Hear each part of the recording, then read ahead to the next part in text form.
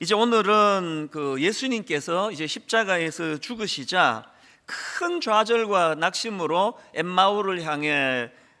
엠마오라는 마을을 향해 가고 있던 그 두 제자에 대해서 살펴보려고 합니다.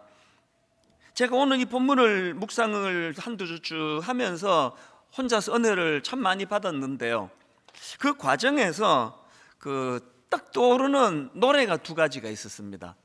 그 중에 하나는 요즘에 그 젊은 사람들이 요즘은 아닌 것 같고, 예전에 제가 그 버스를 타고 가던 때였던가 우연히 들었는데 굉장히 이게 노랫말이 재밌는 겁니다. 그 썸이라는 제목의 노래인데요, 가사가 이렇습니다.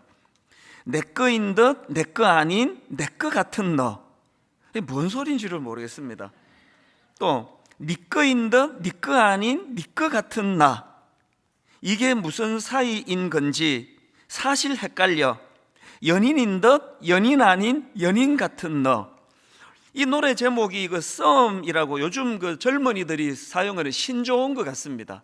그래서 뭐 썸 탄다, 뭐 썸 타다 이런 이야기들을 이제 가끔씩 듣는데요, 제가 사전을 찾아보니까 이 신조어도 있더라고요. 썸 타다, 이게 무슨 뜻인가 하니까 아직 연인 관계는 아니지만 서로 사귀듯 가까이 지내다, 이게 썸 타다는 뜻이랍니다. 제가 왜 엠마오 두 제자를 떠올리다가 이 노래가 떠올려졌는지 이따가 설명해 드리기로 하고요, 두 번째로 이제 오늘 본문 말씀을 살피다가 두 번째 떠오른 노래는 이 본문을 가지고 만든 찬양인데요, 엠마오 마을로 가는 두 제자. 저희가 어릴 때는 이런 부활주일이 되고 하면은 그 여성 이중창으로 이 찬양을 꽤 많이 듣고, 또 성가대에서도 이 찬양을 많이 들려주곤 했던 기억이 나는데, 월요일 날 아침에 이 말씀이 이렇게 저에게 확 다가온 겁니다. 그리고는 그때부터 계속 마음에 그 슬픔이 막 굉장히 저에게 있었습니다. 가사를 보니까 엠마오 마을로 가는 두 제자, 절망과 공포에 잠겨 있을 때, 또 2절에서도 이 세상 사는 길 엠마오의 길, 끝없는 슬픔이 앞길을 막으나. 사실 이 엠마오 마을로 가던 이 두 제자는 그 불신자가 아닙니다. 예수 믿는 사람 아닙니까? 그 예수님 제자 아닙니까? 그런데도 불구하고 절망과 공포에 잠기고 끝없는 슬픔이 앞을 막고 하는 이런 가사를 보면서, 저는 분당 우리 교회에 지금 수많은 성도님들이 경제적인 어려움, 건강의 문제, 자녀 문제, 이런저런 어려움으로 참 절망과 공포에 잠겨 있고 끝없는 슬픔이 앞길을 막는 이런 가슴 아픈 이야기들을 계속 기도 제목으로 제가 받고 있는 거 아닙니까? 그래서 이제 이 찬양이 지난 월요일 날 툭 터지고는 막 매일매일 제 마음속에 이 찬양이 울리는데요, 하루는 이렇게 교회를 향해 들어가고 있는데 이 찬양이 마음에서 울려지니 그렇게 눈물이 나더라고요.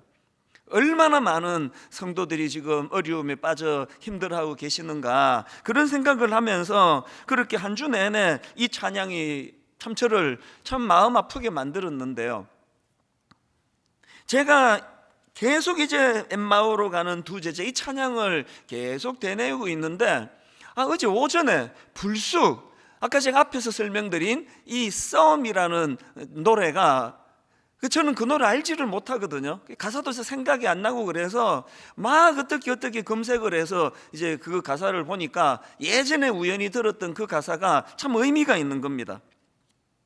왜 엠마오로 향한 두 제자를 묵상하다가 그 썸이라는 노래가 떠올려졌는지 설명을 드릴게요.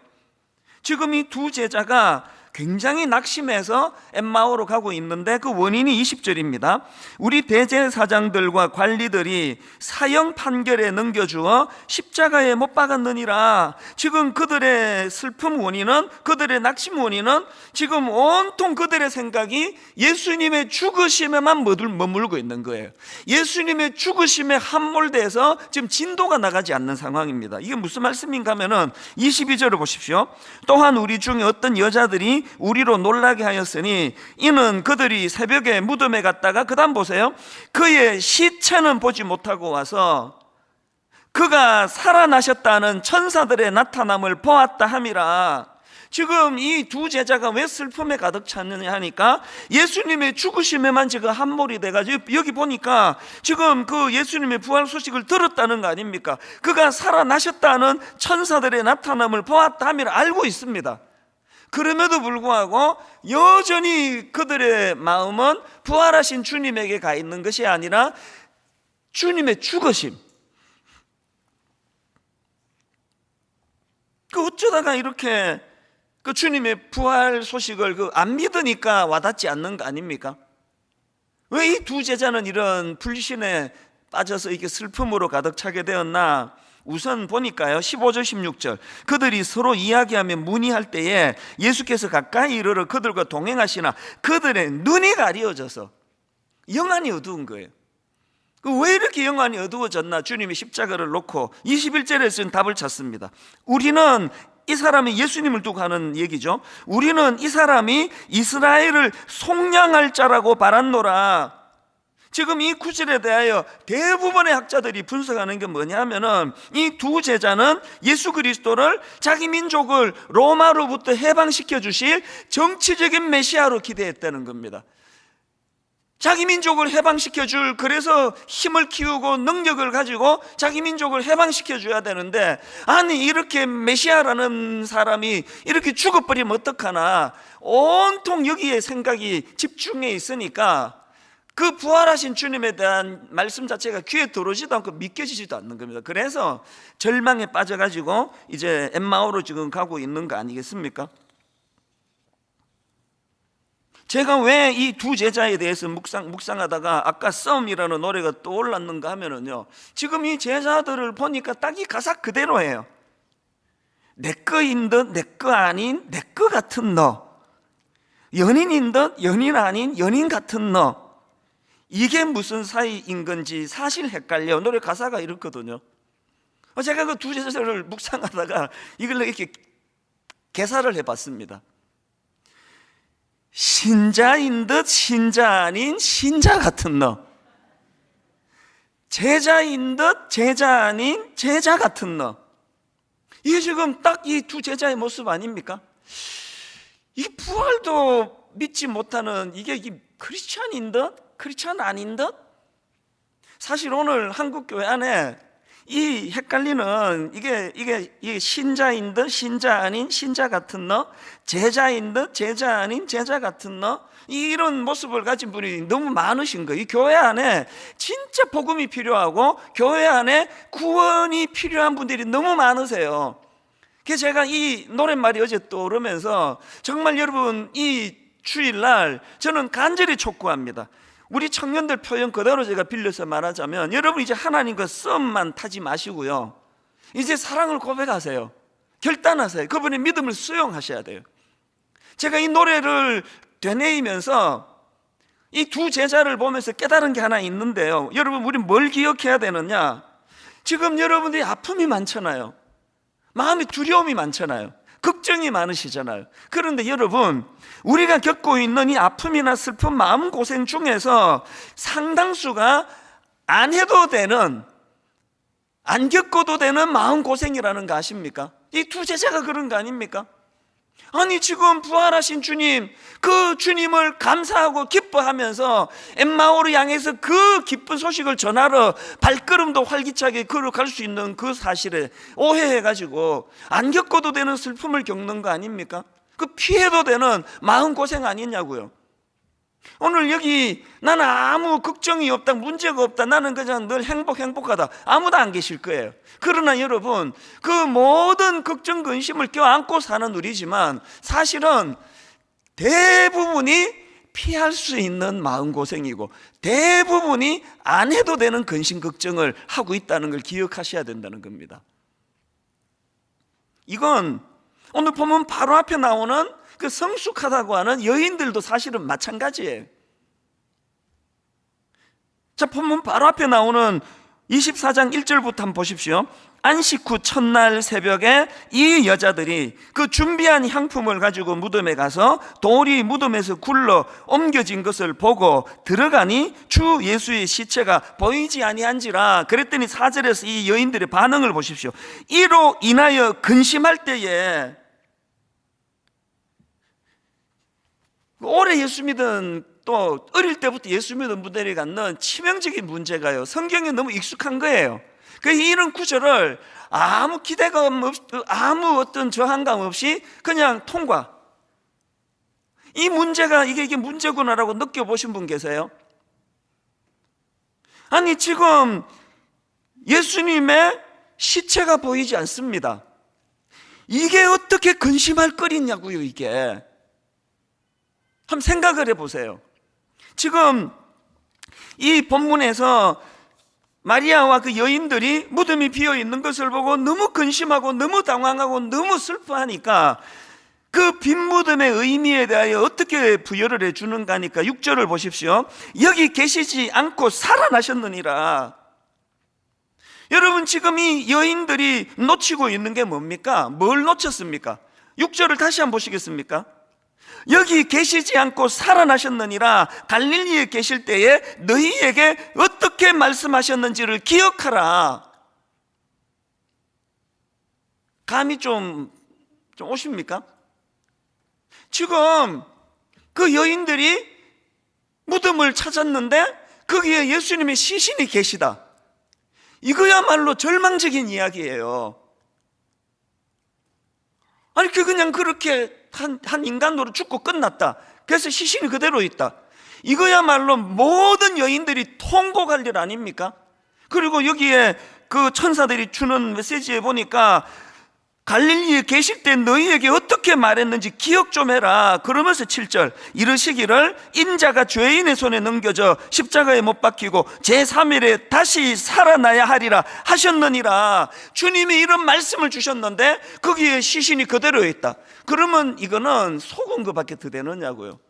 그러니까 지금 이 마리아와 그 성숙한 여인들이 빈 무덤을 보고 할렐루야를 외쳐야 되는 거 아닙니까? 말씀이 그대로 구현됐다고 기뻐해야 되는 거 아니냐고요. 그런데 근심하는 겁니다. 왜 근심했을까요?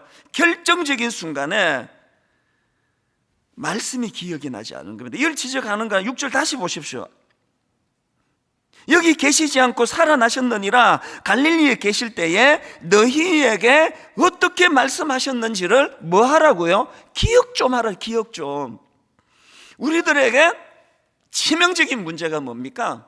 세상의 이 코로나 이 와중에도 위험을 무릅쓰고 이렇게 그냥 모든 지금 공간마다 허락하는 인원들이 다 차도록 예배를 드리고 은혜를 받고 눈물을 흘리는데 문제가 뭡니까?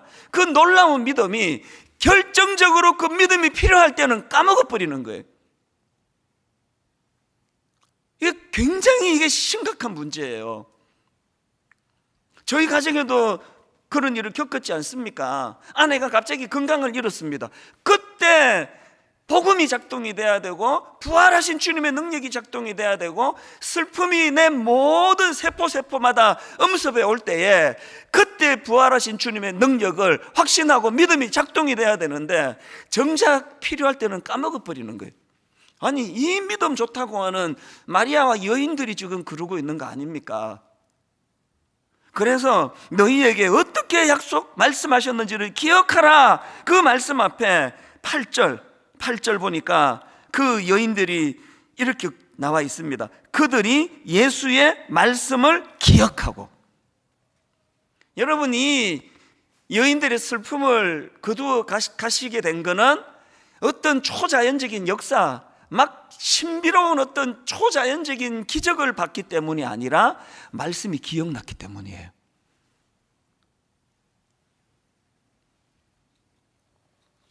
엠마오를 향해 가던 그 두 제자도 마찬가지 아닙니까? 그렇게 근심과 걱정, 그래서 아까 그 앞부분에 그 찬양을 되낼 때마다 월요일부터 금요일까지 슬펐거든요.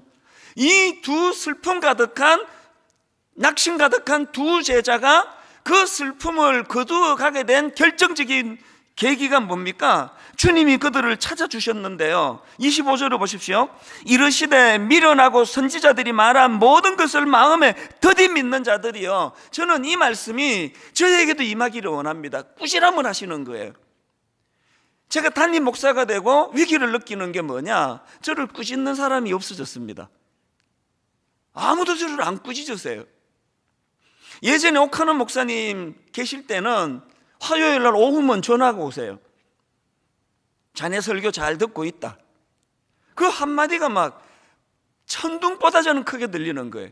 아니 지금 목사님이 듣고 계시대는데 이 설교를 내가 그냥 내 멋대로 막 그렇게 설교할 수 있겠습니까? 옥하는 목사님이 돌아가시고 너무나 슬펐던 핵심 중 핵심이 이거예요. 이제 꾸짖어 줄 어른이 안 계시는구나. 저는 이 시대 젊은이들이 너무 불쌍해요. 너무나 어른들이 지금 어른으로서의 그 대접을 못 받는 이런 시대라서 어른들도 저는 마음이 아프지만요, 어른을 죽여놓아버린 이 포스트 모더니즘의 특징이라 그러는데 전 세계적인 추세인데, 그래서 저는 어른들에 대해서도 마음이 아프지만 저는 이 땅의 젊은이들이 너무 마음이 아파요. 여러분 지난 1년 되돌아보셔서 누군가 여러분을 꾸짖어 주는 사람이 있었습니까? 그 사람은 복된 사람이에요. 주님이 꾸짖으시는 거예요. 미련하고 선지자들이 말한 모든 것을 마음에 더디 믿는 자들이요. 그리고는 주님이 풀어주시는 말씀이 26절, 그리스도가 이런 고난을 받고 자기의 영광에 들어가야 할 것이 아니냐 하시고, 이에 모세와 모든 선지자의 글로 시작하여 그 다음 보세요, 모든 성경에 쓴 바 자기에 관한 것을 자세히 설명하시니라. 여러분 이 혼란에 빠진 두 제자, 절망을 가지고 엠마오로 가고 이 두 제자의 그 혼란을 잠재워지게 된 것도요, 주님이 못자국을 보여주시고 신비로운 어떤 무엇을 보여주셔서가 아니에요. 그들의 혼란을 잠재운 건 모든 성경에 쓴 바 자기에 관한 것을 자세히 설명하시는 말씀이에요. 말씀.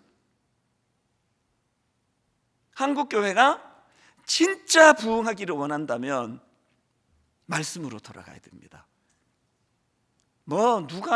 그래서 지금 한국 교회는요, 이 교회들마다 그런 현상, 목사의 그 영향력이 너무 커버린 이거가 진짜 위험한 걸 아셔야 됩니다. 지금 종교개혁을 왜 했습니까? 말씀의 권위보다 교황이나 또 신부님이나, 그래서 회개조차도 직접 못하고 고해 성사를 해야 되는 이걸 깨트리기 위해서 오직 말씀으로 그렇게 종교개혁을 한 거 아닙니까? 오늘 우리 시대 저는요, 많은 분이 그렇게 이야기합니다만 제2의 종교개혁이 필요한 때라고 생각합니다. 제2의 종교개혁이 필요하다고 한다면 저는 두 가지 이유라고 생각해요. 저 같은 목회자들이 많이 변질이 되어 있는 이 상태, 또 하나 성도들이 하나님의 말씀을 안 읽어도 너무나 안 읽는 이 상태, 방치할 수가 없는 이 상태, 이 종교 개혁을 해야 될 정도예요. 어떻게 하시려고 성경을 그렇게 안 읽으세요? 어떻게? 이게 별 볼 일 없는 사람이 30분 뭐라고 떠들어대는 이게 무슨 권위가 있겠습니까? 이게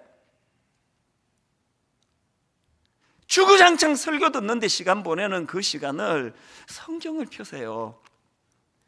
엠마오로 향하던 그 두 제자의 그 혼란을 잠재워 준 것도 말씀을 풀어 설명하시는 주님의 말씀이었고, 빈 무덤을 보고 절망해 있던 그 여인들을 회복시켜 준 결정적인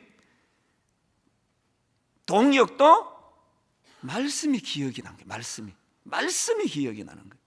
여러분 이렇게 살아가다가 가슴 쓸어내리는 놀랄 일도 많고 아픈 일도 많고 억장이 무너지는 일이 수시로 찾아오는 이 상황에서 그렇게 말씀을 담아놓지 않아가지고 기억날 말씀이 없어가지고 어떻게 하시려고 그러시느냐고. 어떻게 하시려고 온통 그냥 무슨 목사밖에는 보이지 않고, 이게 지금 종교개혁을 해야 될 만큼 심각한 문제라는 거 꼭 인식하셔야 됩니다.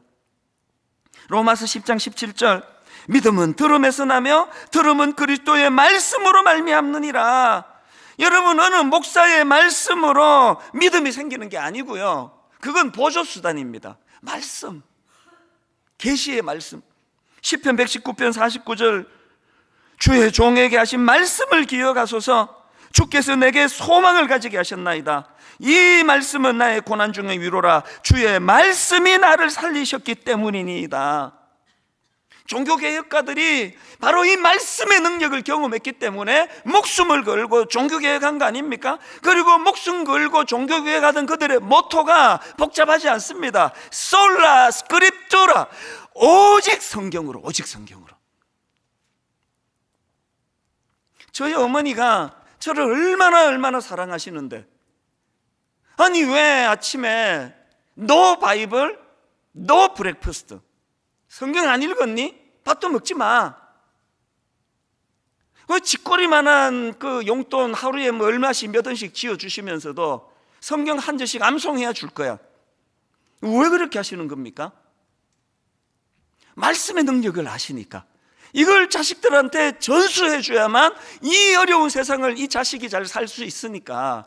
오늘 여러분, 우리 부모들이 자녀들에게 뭐 이렇게 뭐 말 그려진 옷만 자꾸 사주가 뭐 다 하시는 겁니까? 무슨 뭐 나이키 뭐 이런 거가 그냥 뭐 시장에서 뭐 너이키를 사든지 뭐 말이 아니라 뭐 소가 그려 있든지 이게 지금 중요한 게 아니고, 우리 자녀들에게 말씀의 중요성을 가르치는 일을 너무나 지금 하지 않고 있는 이 일이 이 심각한 문제라는 거 아닙니까? 제 인생에서 너무나 고마운 선교단체 SFC, 스튜던트 포 크라이스트, 내 생애에 학생 신앙운동, 고맙게도 중등부 예배부터 고등부 예배부터 매 예배 때마다 SFC 강령을 외우게 하는데, 그 중에서 생활 원리, 잊혀지지 않는 이 선포가 이겁니다. 우리의 생활 원리는 다음과 같다. 우리의 생활 원리는 다음과 같다. 하나님 중심, 성경 중심, 교회 중심. 어릴 때부터 이렇게 가르쳐주신 이 선교단체에 시간이 갈수록 제 마음이 너무너무 감사한 겁니다. 히브리서 4장 12절, 하나님의 말씀은 살아있고 활력이 있어. 하나님의 말씀은 살아있고 활력이 있어. 예전에 어릴 때 우리가 사용하던 개역 성경으로 하나님의 말씀은 살아있고 운동력이 있어. 여러분 이거 아십니까? 하나님의 말씀은 살아있는 능력의 말씀이에요. 이 하나님의 말씀은 운동력이 있어서 저를 어떤 상황에서도 지치지 않게 만드시는 능력이 있다는 거예요. 제가 왜 새벽에 일어난 얘기를 계속 해드리는지 아십니까? 어제 절망에 빠져 있던 제가, 어제 번아웃이 돼가, 어제 제가 일어날 용기가 나지 않는 제가 이런 새벽에 하나님 앞에 말씀을 대면할 때 그 말씀이, 그 새벽에 만나는 말씀이 살아 운동력이 있는 말씀이라 지치지 않게 만들고, 지쳤는데 금방금방 회복되게 만들고, 금방금방 의욕이 살아나고, 1만 성도 파송운동, 가평 우리 마을, 드림센터 사회환원, 그리고 이 수많은 성도님들 목회, 이게 뭐 하나라도 제대로 할 수 없을 만큼 무겁긴 무거운 이 모든 것들을 감당할 수 있게 만드는 거, 매 새벽에 가장 신선할 때 만나는 살아계신 하나님의 말씀, 이 말씀이 아무것도 없는 저를 향하여 이 하나님의 말씀은 살아있고 운동력이 있다는 거, 이걸 우리 자녀들에게 좀 가르쳐 줘야 되는 거 아닙니까? 부모들이 먼저 뭐 이 말씀의 능력을 뭐 잘 실감을 못하고 하시니까, 어떤 가정에 그 믿음이 되게 좋은 여집사님이 계셨나 봅니다. 근데 남편이 믿음이 별로 없는 것 같아요. 한 번은 이 그 부인이 너무 아파서 교회를 갈 수 없는 상황이 됐습니다. 그래서 이제 이 남편이 걱정이 되는 겁니다. 그래서 여보 혼자 예배 보러 가시더라도 정말 우리 목사님 말씀에 집중하고 예배 좀 잘 드리다 오셔야 된다고, 그리고 이제 좀 점검하고 싶은 마음이었던 것 같아요. 예배 마치고 오면 꼭 오늘 말씀을 저한테 요약해서 좀 들려주세요. 그렇게 이제 신신당부를 했는데, 그 남편이, 그 아내가 이렇게까지 부탁하니까, 그래서 이제 정성을 이제 다해서 예배를 드렸습니다. 그렇게 하고 이제 집에 왔더니 그냥 득달같이 아내가 그냥 오늘 말씀이 어땠냐고 막 나한테 정리해 달라고 막 그러니까, 이 남편이 다짜고짜 그 아내를 막 부둥켜 안는 거예요. 너무 사랑한다고 막 부둥켜 안으면서 사랑을 고백하고, 이게 결혼하고 처음 있는 일입니다. 그래서 이 남 부인이 막 너무너무 행복해가지고요, 세상에 무슨 말씀이 이렇게 은혜를 받아가지고 이렇게 사랑을 표현하고 그러느냐고, 오늘 예배 잘 드렸군요. 예배 중에 목사님이 무슨 말씀에 은혜를 받았냐 그러니까 그 남편이 하는 말이, 오늘 목사님 말씀의 주제가 원수를 사랑하라였어. 웃기려고 만든 이야기겠죠, 그죠? 뭘 강조하고 싶은 건가요, 이게? 이건 뭐 웃기려고 한 얘기가 틀림없을 것 같지만요, 그러나 여러분, 저는 웃기려고 드리는 말씀이 아니고 지난 19년 동안에 진짜 이 말씀으로 남편의 인격이 달라지고 아내의 인격이 달라지고 이혼하려는 가정은 뭐 다 합치면 수백 가정이 넘을걸요. 제가 아는 것만. 이혼했던 가정도 특별 새벽 부흥의 마지막 날 제가 인도하는 재결합식을 인도한 적도 있습니다. 말씀의 능력이에요. 오늘 본문 말씀을 정리하면 이렇습니다. 마태복음 7장 24절에 이 산상수훈의 마지막 결론이 뭐냐? 자, 보십시오. 그러므로 누구든지 나의 이 말을 듣고 행하는 자는 이 집을 반석 위에 지은 지혜로운 사람 같으니. 그 다음 보세요. 비가 내리고 창수가 나고 바람이 불어 그 집에 부딪히되 무너지지 아니하나니 이는 주추를 반석 위에 놓은 까닭이요. 또 26절. 나의 이 말을 듣고 행하지 아니하는 자는 그 집을 모래 위에 지은 어리석은 사람 같으리니 비가 내리고 창수가 나고 바람이 불어 그 집에 부딪힘에 무너져 그 무너짐이 심하니라. 인생의 중심을 잘 잡고 안정적으로 가는 그 모습과 맨날 흔들흔들거리며 불안에 떠는 그 중심은요, 말씀이 들려지느냐 그렇지 않느냐, 들려진 말씀이 내가 순종하며 나가느냐 그렇지 않느냐. 지금 엠마오를 향해 가는 이 두 제자는 지금 말씀이 지금 들려지지 않는 상태 아니냐고요. 그래서 오늘 이 본문 말씀을 정리하자면, 그렇게 해서 혼란에 빠진 그 두 제자를 주님이 만나 주시고 그들에게 말씀으로 깨우쳐 주시니까요, 그 두 제자가 말씀으로 세 가지 변화가 일어나는 겁니다. 첫째 뭐냐? 제일 먼저 마음의 변화가 일어났습니다. 32절. 그들이 서로 말하되 길에서 우리에게 말씀하시고 우리에게 성경을 풀어주실 때에 우리 속에서 마음이 뜨겁지 아니하더냐. 지난 19년 동안 매 예배 현장에마다 마음이 뜨거워지신 분, 눈물을 삼키신 분, 화장실에 가서 너무나 많은 얼굴이 눈물로 얼룩져 있어서 막 여성분들 그거 고치느라고 막 줄을 서 있다고, 그런 이야기를 여러 차례 제가 들었거든요. 마음이 움직여진 거예요. 마음의 변화가 온 겁니다. 여러분, 매 예배 때마다 성령님이 이 굳어진 저와 여러분의 마음을 늘 변화시켜 주시는 역사가 일어나기를 바랍니다. 두 번째 변화, 방향의 전환이 일어났습니다. 33절입니다. 곧 그때로 일어나 예루살렘에 돌아가 보니, 세 번역으로 보니까 그들이 곧 바로 일어나서, 이게 지금요 밤이거든요. 밤. 이게 지금 밤입니다. 29절. 그들이 강건하여 이르되 우리와 함께 유하사이다. 때가 저물어 가고 날이 이미 기울었나이다 하니, 자기들이 예수님 보고요, 이 어두워졌으니까 주무시고 가라고 했던 사람이에요. 그런데 말씀이 자기들을 뜨겁게 변화를 시키니까 바로 유턴, 엠마오로 가던 그 길 더 이상 갈 이유가 없다. 그리고 바로 그때 되돌아가서 다시 예루살렘으로 갔다는 거예요. 방향의 전환. 여러분, 이런 상상을 한번 해보세요. 그날 이 두 제자가 막 엄청 은혜 받고 막 가슴이 터질 것 같고 막 너무너무 뜨거워지고 막 말로 다 할 수 없는 은혜를 그날 많이 받고요, 자고 아침에 일어나가지고 계속 엠마오로 갔다. 이 코미디 아닙니까? 이 코미디가 매 예배 때마다 일어나는 거 아십니까? 은혜 받고 화장실 가서 눈물 콧물 훔치고 화장 고치고 가슴이 터질 것 같은 은혜 받았다고 그 설교 꼭 동영상 가서 들어보라고 다 막 전하고 다 하고, 자기는 그냥 늘 절망에 낙심에 엠마오로 계속 가고 계시는 거예요. 이거 혹시 여러분의 모습 아닙니까? 저는 요즘에요, 토니 와그너라는 교육 전문가의 한 말을 메모해 놓고 묵상을 하고 있습니다. 이런 말을 했습니다. 세상은 당신이 무엇을 알고 있는지 관심이 없다. 오로지 당신이 아는 것으로 뭘 할 수 있는지가 중요하다. 그날 내가 은혜를 요만큼 받았는지 막 가슴 터질 듯이 받았는지 중요하지 않아요. 중요한 건 그래서 잘못 가던 그 길로부터 돌아서는 게 중요하잖아요.